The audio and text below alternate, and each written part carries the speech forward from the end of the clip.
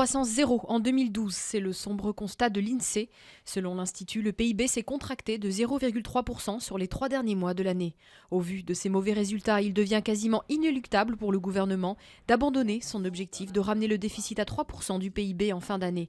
Paris compte désormais sur un délai de la Commission européenne. Contrairement à PSA, Renault s'est maintenu dans le vert en 2012, mais le constructeur a vu ses bénéfices fondre de 15% sous le coup de la crise automobile en Europe. Dans ce contexte, le PDG Carlos Ghosn fait un geste pour débloquer les négociations sur un accord de compétitivité en France. Il reporterait 30% de sa part variable de rémunération si les syndicats acceptent de signer cet accord.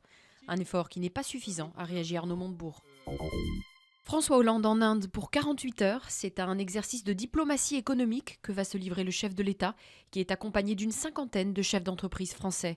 Tous les regards sont tournés vers le Rafale, avec l'espoir de conclure la vente de 126 avions, un contrat évalué à 12 milliards de dollars.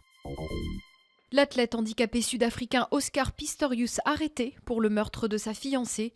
Selon la presse, il aurait tiré sur sa petite amie par erreur en la prenant pour un voleur introduit dans leur résidence de Pretoria. Le champion paralympique, qui est une star dans son pays, devrait comparaître devant un juge dans la journée. Voici la championne du carnaval de Rio qui s'est achevée après 2 semaines de fête.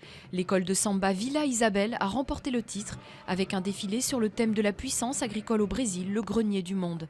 Avec ce verdict fébrilement attendu sur le Sambodrome, les jurés ont récompensé pour la 3e fois de son histoire cette école née en 1947, ses 3800 danseurs et ses 7 chars luxuriants.